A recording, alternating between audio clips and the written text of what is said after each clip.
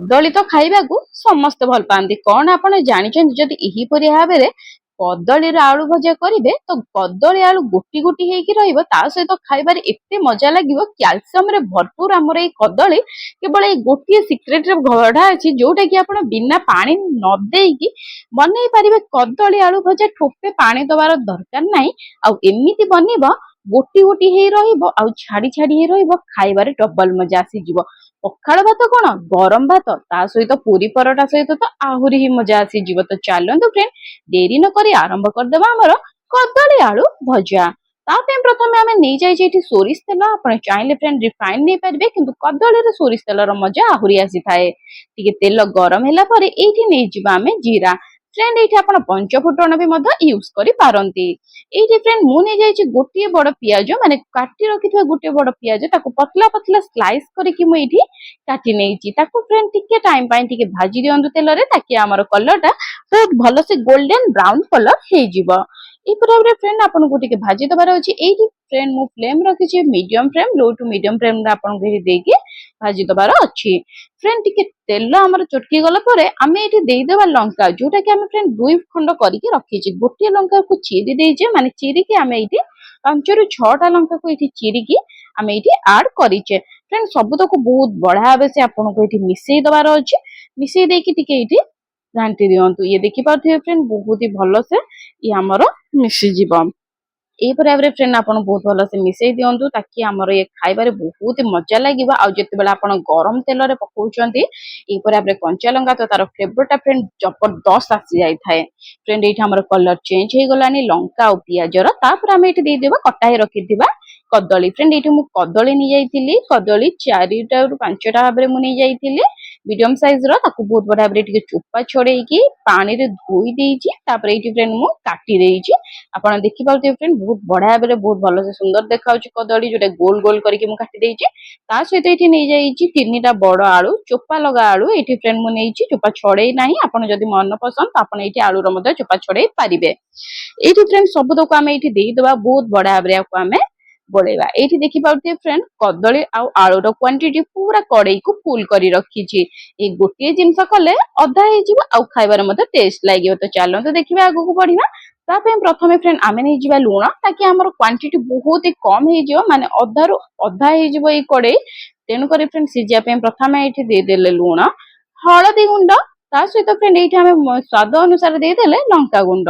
ଯଦି ଛୋଟ ଛୁଆ ମାନେ ଖାଉଛନ୍ତି ତ ଲଙ୍କା ଗୁଣ୍ଡ ଟିକେ କମ ରଖିବା ପାଇଁ ଧ୍ୟାନ ଦେବେ। ଏଇଠି ଦେଖିପାରୁଥିବେ ଫ୍ରେଣ୍ଡ 3ଟା ଯାକ ଦେଇକି ବହୁତ ବଢିଆ ଭାବରେ ମିକ୍ସ କରିଦିଅନ୍ତୁ, ତାକି ଆମର ତଳେ ଯୋଉ ପିଆଜ ଆଉ କଞ୍ଚା ଲଙ୍କାର ଫୁଟଣ ଅଛି ସିଏ ତଳେ ଲାଗି ନ ଯାଉ। ତେଣୁକରି ଫ୍ରେଣ୍ଡ ଏଇଠି ଲୋ ଫ୍ଲେମ ରେ ସବୁତକ ଆପଣ ହଳଦୀ, ଲୁଣ, ଲଙ୍କା ସବୁତକ ଏଇଠି ବହୁତ ବଢିଆ ଭାବରେ ଏଇଠି ମିଶେଇ ଦେବେ। ଏଇଠି ଫ୍ରେଣ୍ଡ ମୁଁ ଆପଣଙ୍କୁ କହି ରଖିବା ପାଇଁ ଚାହୁଁଛି, ଆମେ ଏଇଟା ବିନା ମସଲା ଗୁଣ୍ଡରେ ବନେଇଛେ। ଆଉ ଏତେ ଟେଷ୍ଟ ଲାଗିବ, ଯଦି ଆପଣ ଥରେ ବନେଇବେ ତ ଆପଣ ଏଇଠି ଜାଣିପାରିବେ ଟେଷ୍ଟ ର ମଜା। ୟାକୁ ଫ୍ରେଣ୍ଡ ବହୁତ ହି ବଢିଆ ଭାବେ ସେ ୟାକୁ ଟିକେ ମିକ୍ସ କରିଦିଅନ୍ତୁ, ତାକି ଆମର ଇଏ ଖାଇବାରେ ଡବଲ ମଜା ଆସିଯିବ। ଘୋଡେଇ ଦିଅନ୍ତୁ ମିଡିୟମ ଟୁ ଲୋ ଫ୍ଲେମ କରିକି, ଟିକେ କିଛି ସମୟ ପାଇଁ ଆପଣଙ୍କୁ ଏଠି ଫ୍ରେଣ୍ଡ ଛାଡିଦବାର ଅଛି, ତାକୁ ଇଏ ଆମର କ୍ୱାଣ୍ଟିଟି କମି ଯାଉ ଆଉ ବହୁତ ବଢିଆ ଭାବରେ ଇଏ ସିଝି ଯାଉ। ଫ୍ରେଣ୍ଡ ଯେତେବେଳେ ଆପଣଙ୍କର ଏଇ ଆପଣଙ୍କର ଯେତେବେଳେ କଦଳୀ ଆଳୁ ଭଜା ସିଝି ଯାଇଥାଏ, କ୍ୱାଣ୍ଟିଟି ଟା ବହୁତ କମି ଯାଇଥାଏ ଆଉ ବହୁତ ବଢିଆ ସଫ୍ଟ ଲାଗିଥାଏ। ଏଇଟା ଦେଖିପାରୁଥିବେ ଫ୍ରେଣ୍ଡ ଆମର କ୍ୱାଣ୍ଟିଟି ଟିକେ କମି ଯାଇଛି ଆଉ ସିଝି ବି ମଧ୍ୟ ଗଲାଣି। ଏଇ ଷ୍ଟେଜରେ ଆପଣଙ୍କୁ ଆଉ ଗୋଟିଏ ଜିନିଷ କରିବାର ଅଛି, ଯାହା କରିବା ଦ୍ଵାରା ଆପଣଙ୍କର ଏଇ କଦଳୀ ଆଳୁର ସ୍ୱାଦ 2 ଗୁଣ ହେଇଯାଇଥାଏ।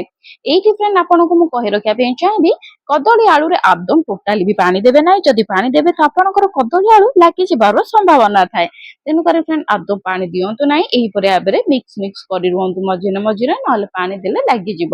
ଯଦି ଆପଣ ଆଦୌ ଛାଡି ଦଉଛନ୍ତି ତ ବି ଲାଗି ପାରିଥାଏ। ତେଣୁକରି ଫ୍ରେଣ୍ଡ ୟାକୁ ଟିକେ ମଝିରେ ମଝିରେ ଘାଣ୍ଟି ଦିଅନ୍ତୁ।